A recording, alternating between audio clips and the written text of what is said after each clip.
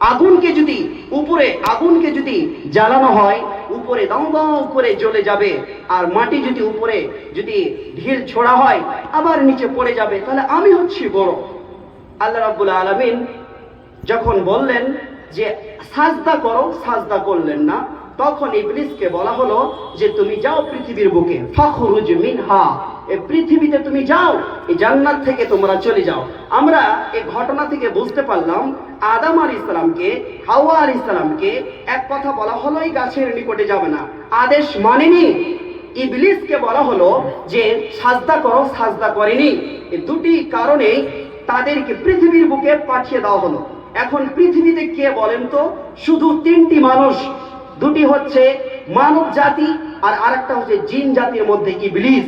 এই তিনজন, নেই কোনো পৃথিবীতে আবাদি, নেই কোনো মানুষ, নেই কোনো ফলাফল, নেই কোনো বিল্ডিং, নেই কোনো বাড়ি, তিনজন মানুষ পৃথিবীর বুকে এখন। এবারে আমরা জানি তওবা করেছিলেন আদম এবং হাওয়া আলাইহিস সালাম, আল্লাহ রাব্বুল আলামিন তওবা কবুল করেছিলেন। ইবলিস কিন্তু তওবা করেনি। এই জন্য তাকে সে আল্লাহকে বলেছিল, হে আল্লাহ, আপনি আমাকে একটা শক্তি দেন, একটা ক্ষমতা দেন, একটা পাওয়ার দেন, মানুষের শরীরে ঢুকে, তাদের রগে ঢুকে ঢুকে আমি যাতে তাদেরকে কুমন্ত্রণা দিতে পারি, তাদেরকে যাতে আমি খারাপ কাজে লিপ্ত করতে পারি, এই তাকাতটা, এই পাওয়ারটা আপনি আমাকে দান করেন। আল্লাহ বলছেন দেওয়া হলো। তবে শুনো, যে আমার খাঁটি বান্দা হবে, যারা আমার মুমিন বান্দা বান্দি হবে, তোমার কথা কখনোই শুনবে না।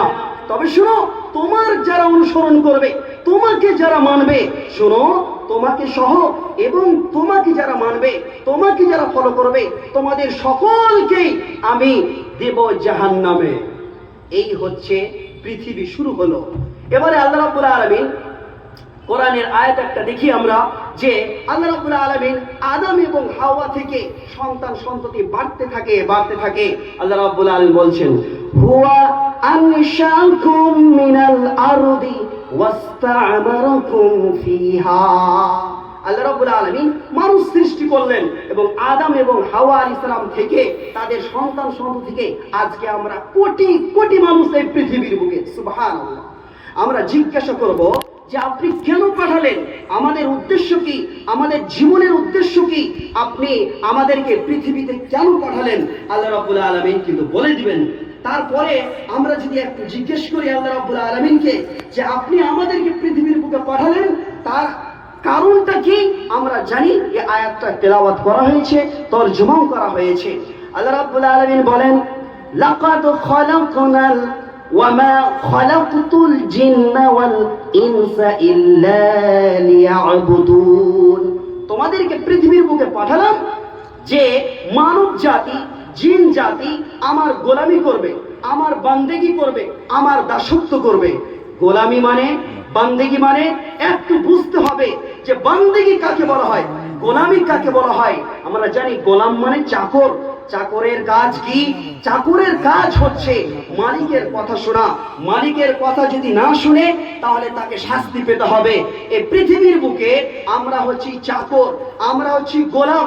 আমাদের মালিক হচ্ছেন আল্লাহ, যিনি আমাদের সৃষ্টি করেছেন।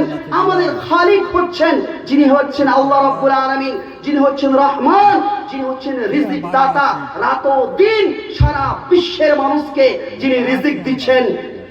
জিন ইনসান থেকে নিয়ে, পশু পাখি থেকে নিয়ে, যে প্রাণীগুলোকে আমরা এখন পর্যন্ত দুই চোখে দেখিনি, সেই প্রাণীগুলোকেও আল্লাহ রাব্বুল আলামিন রিজিক দিচ্ছেন। সেই মহান রাব্বুল আলামিনের আমরা হচ্ছি চাকর, আমরা হচ্ছি গোলাম। যদি চাকর যদি মালিকের কথা না শুনে, যদি গোলাম যদি মালিকের কথা না শুনে, তাহলে অবশ্যই শাস্তি তো দেবেন। এই জন্য এই পৃথিবীর বুকে আমাদেরকে গোলামি করতে হবে, দাসত্ব করতে হবে। সেটা হচ্ছে আল্লাহর ইবাদত। ইবাদত মানে কি? রোজা, হজ, যাকাত, নামাজ, এগুলো হচ্ছে ইবাদত। তারপরে আমরা বলবো আল্লাহকে খুশি করার জন্য, আল্লাহকে রাজি করার জন্য পৃথিবীর বুকে আপনি যা কিছু করবেন সেটাই হচ্ছে ইবাদত, সেটাই হচ্ছে ইবাদত। আপনি